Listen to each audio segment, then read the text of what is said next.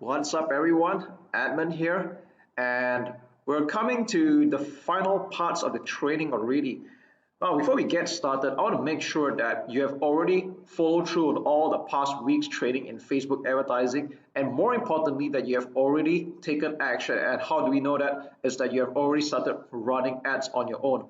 So the purpose of this whole module is to show you how Facebook advertising can be optimized and can be tweaked along the way. So in this video, we're going to talk about removing the losing ads and keeping the winners, and how to split tasks or how to tweak your advertising further.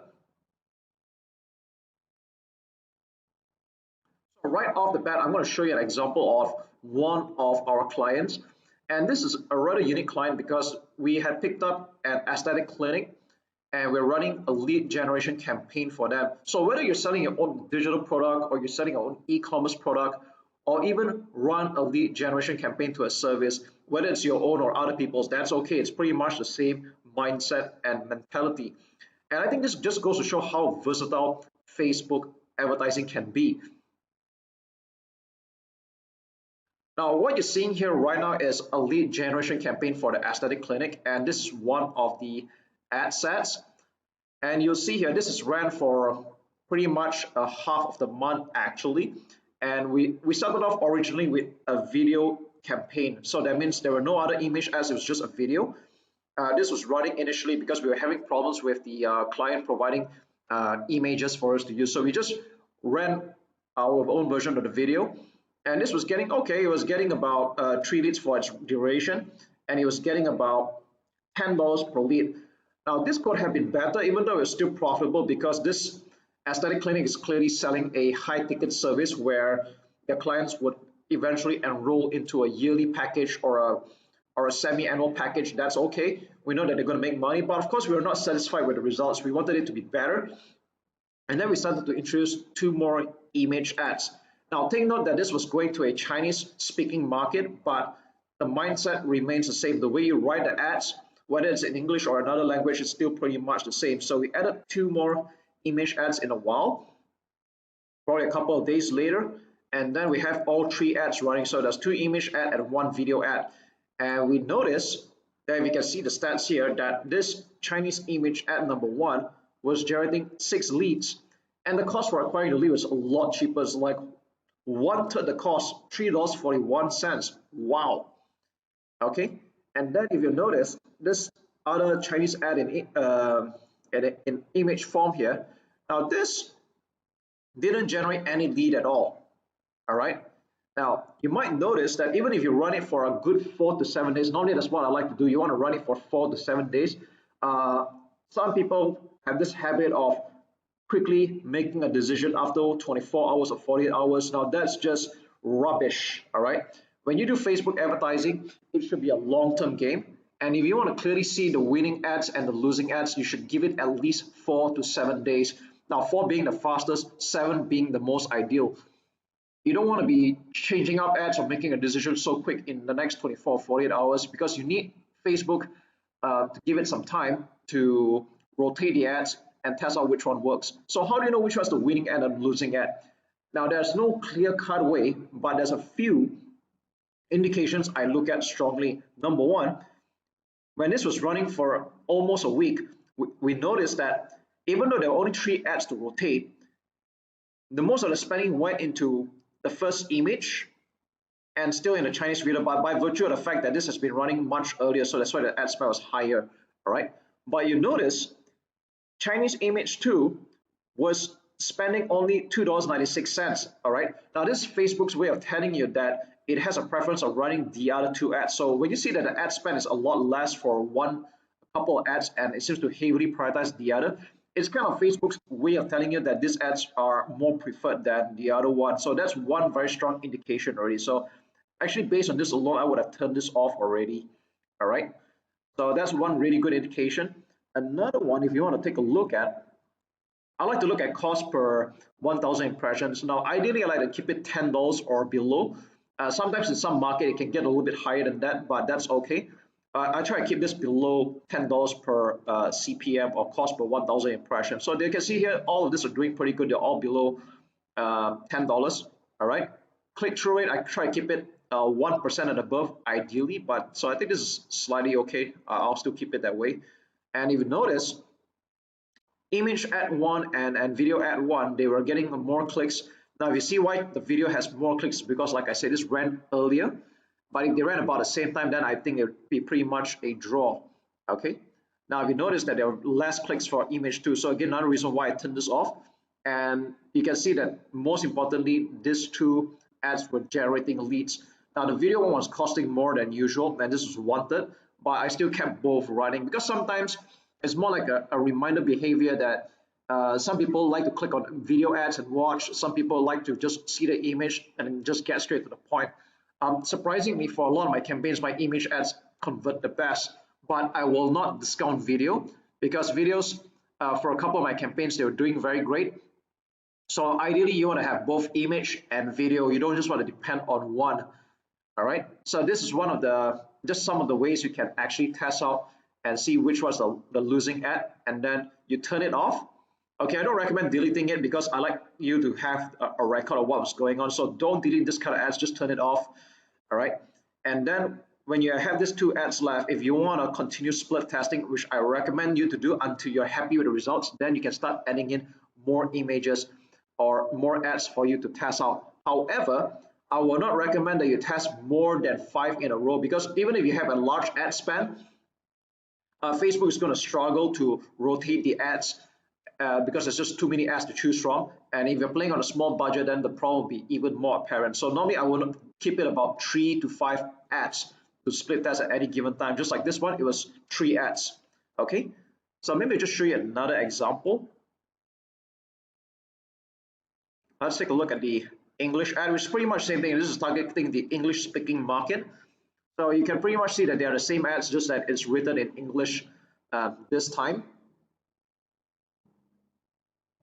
Okay, and again, if you notice, now although this campaign had ended because this was running for only 2 weeks for the client, if you notice that this was running at pretty much about the same time, and a lot of the ad spend was going towards the video version. All right. And if you look at the leads form here, if I were going to turn off any of this, I'd probably turn off this particular one here, image one, because this get only 2 leads, and those get a little bit more as well. But I like this image 2 over here in this case because this is generating 4 leads and at a cost of only what, $2.24. This is pretty good. All right. But of course, like I said, you want to look at a few factors before you decide which one you want to turn off. There's no hard and fast rule. Ultimately, you should keep the profitable ad and the one that's getting you results. Sometimes the cost per lead can be slightly higher than usual, but if it's getting you results and you have a way of covering and profiting that through your funnels, then more power to you. All right. But between these 3 ads here, I'd say the image 2 is the winner. If I were to turn off any of the ads here, probably the image 1, since very little ad spend is going here. Or rather, this is actually still okay. All right. Probably add in another video in this case. Okay, so that's really all there is to it.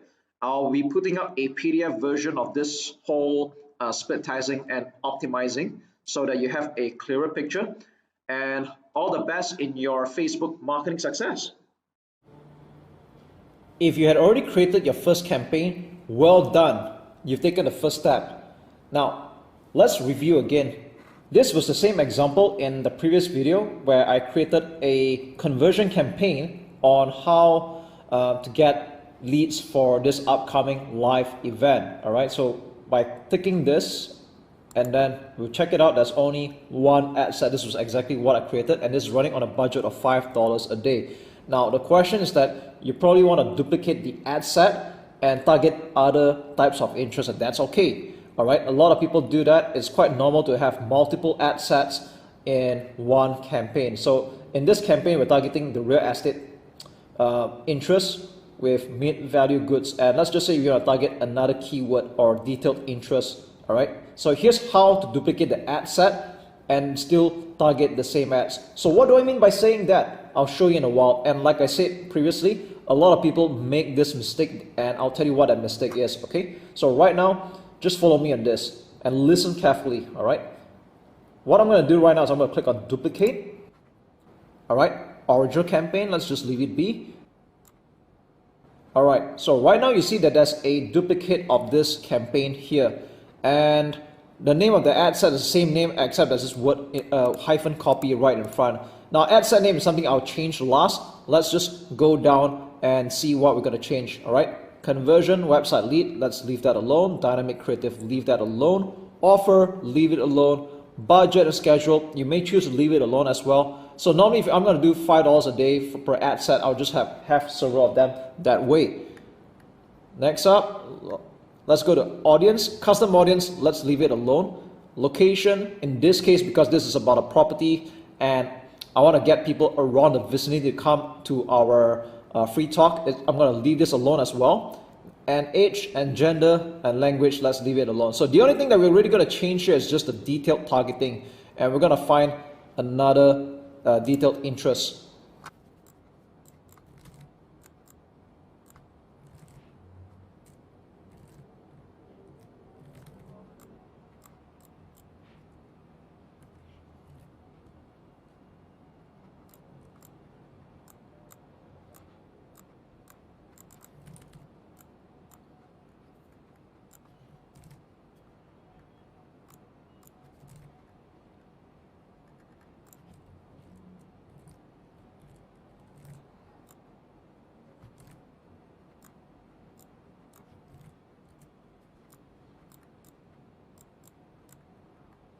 So that took me a while, and after putting in a few detailed targeting, we are able to reach a potential reach of 320,000 people. So it's okay, but like I said, this is just an example I'm showing you right now. Again, ideally, I would like to put it like 350,000 people to 1 million people, all right? So this takes a while to actually hone down, and you might also want to take a look at suggestions as well. You can see what other suggestions we could come up with as well. Okay, so you have like real estate entrepreneur, and let's see how many we can get right now.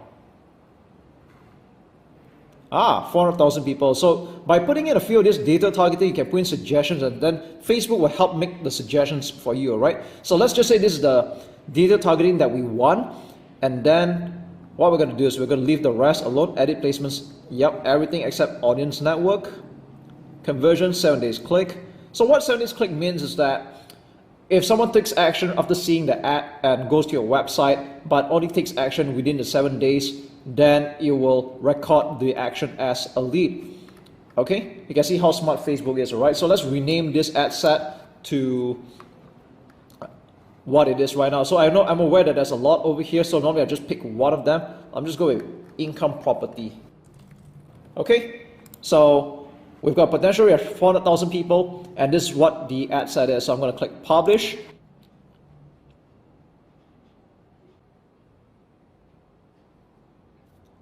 You can see that took quite a while, and it took me like, I think probably a minute for the whole thing to get approved. So if you see some slowdown, don't be alarmed. I think Facebook is just heavy on the engine in the back office, so don't worry about it, okay? So right now, as you can see here, we already have 2 ad sets spending $5 a day each, and that is a total of $10 a day, all right? You can create more ad sets if you want, and that depends on your budget and your risk appetite, okay? Now, what's interesting is that this also has 3 ads in the ad set, and this is quite identical to the ads that I created earlier in the other video. So this might look very familiar to you. So you think we're pretty much done here, right? Not quite.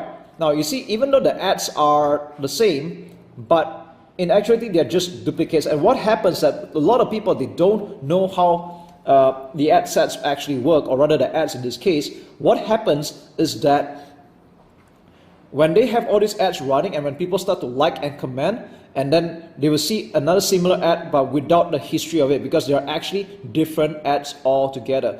All right, so I'm going to say it again because this is a part that a lot of people don't understand. Like, let's just say, for example, this ad is running, and I think the best way for me to show you is by clicking on this thing at the top right.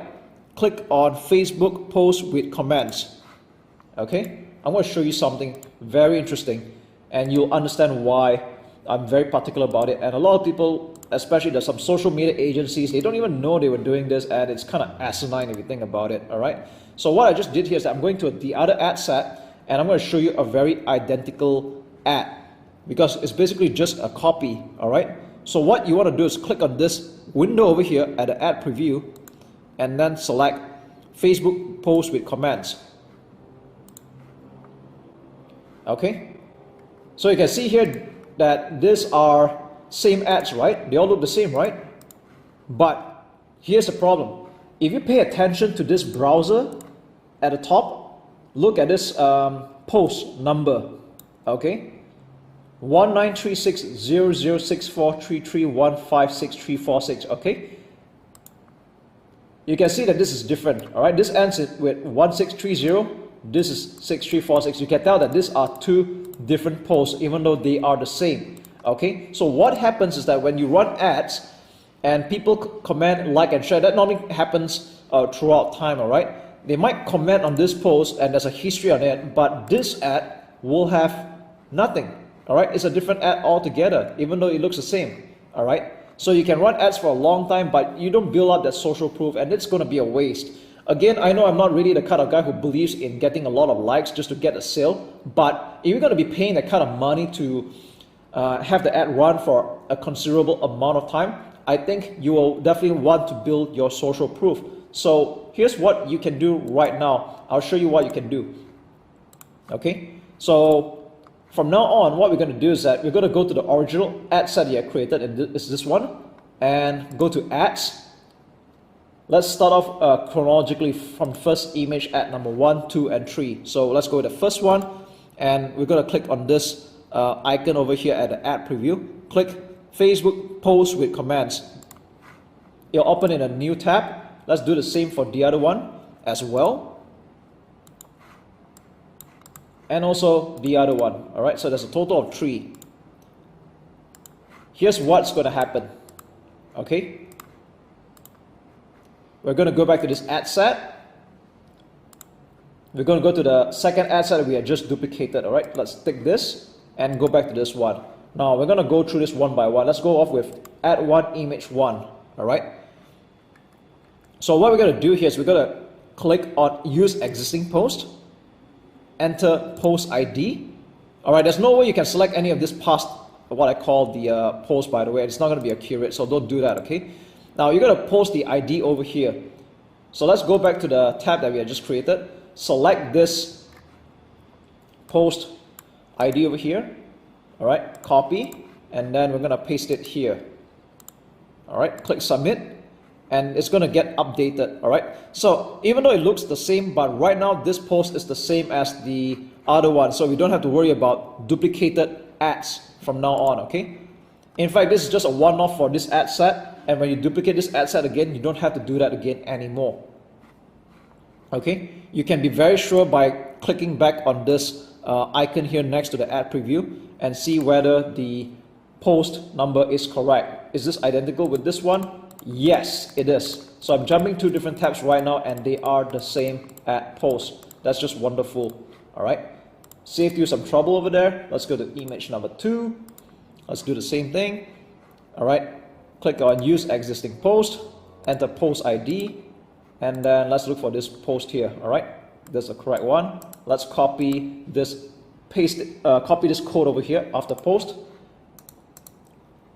paste it here, submit, and we're done with this one. Okay, let's just click publish for this, and let's do the same thing for the third and the last one. You will do this the same for any number of ads you create, and like I say, after this ad set, if you duplicate it again, you won't have that problem anymore.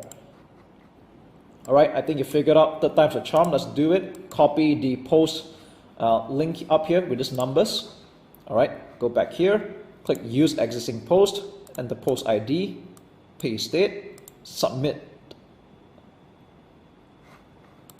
Okay, that's all there is to it. This is how you can quickly and accurately duplicate your ad sets without creating multiple different types of ads. And like I said, that's just not really a smart way of going about doing it, and I've just saved you some trouble over there with social proof.